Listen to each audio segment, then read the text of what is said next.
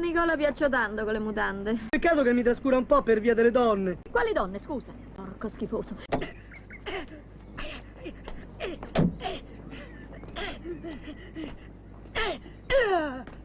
Ma che niente, ti sei innamorato di me?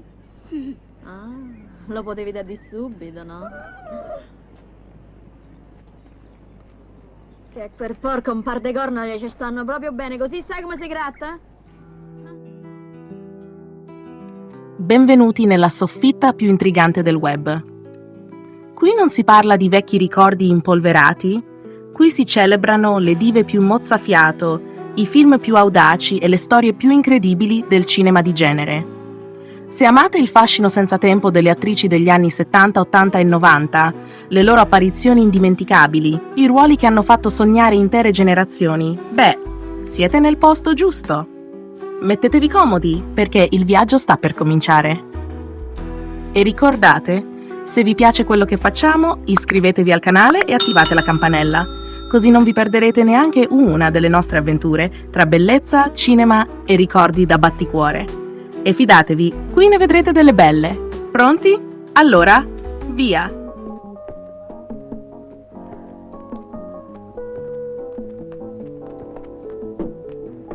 A che piano va? La protagonista di questa puntata è una vera icona di sensualità ed erotismo, che ha conquistato gli schermi negli anni 70 e 80. Paola Senatore.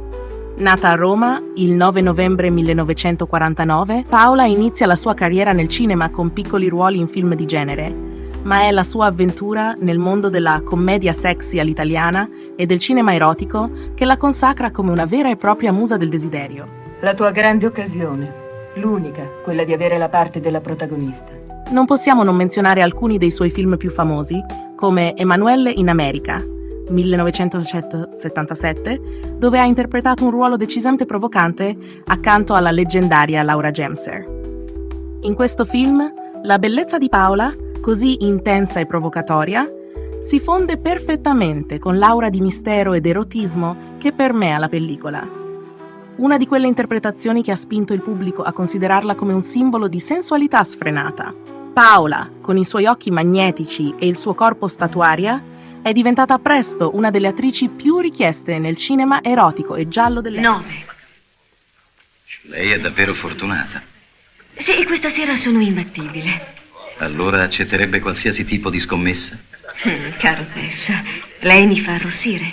Non sapevo che i banchieri fossero dei tali don Giovanni. È stata protagonista in pellicole come La dottoressa preferisce i marinai, 1981, una delle commedie erotiche più famose di quel periodo, dove ha saputo giocare con la sua immagine di donna audace e irresistibile.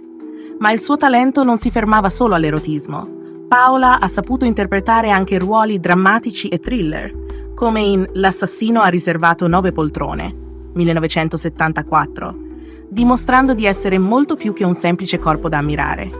E come dimenticare Immagini di un convento, 1979, diretto da Joe D'Amato. Paola si è lanciata senza riserve in questa produzione che esplora le fantasie più nascoste e proibite all'interno di un convento. Qui la sua presenza sensuale e carnale è diventata un simbolo di trasgressione, spingendo i limiti del cinema erotico italiano e affascinando un pubblico sempre più ampio. Ma la carriera di Paola Senatore non è stata esente da difficoltà. Nei primi anni '80 la sua vita personale è stata segnata da vicende drammatiche, come problemi di droga e la maternità, che l'hanno allontanata progressivamente dal grande schermo. Nel 1985 la sua carriera si interrompe bruscamente a seguito di un arresto per possesso di stupefacenti e il suo ultimo film a luci rosse, Non Stop, sempre buio in sala, segna la fine di un'epoca per questa diva incompresa e controversa. Paola Senatore ha saputo rappresentare, con il suo fascino indiscusso, un'epoca di libertà sessuale e di rottura dei tabù, diventando una delle figure più iconiche del cinema erotico italiano. La sua bellezza naturale, unita a una capacità innata di sedurre la macchina da presa, ha creato attorno a lei un'aura di mistero e desiderio, che ancora oggi la rende indimenticabile.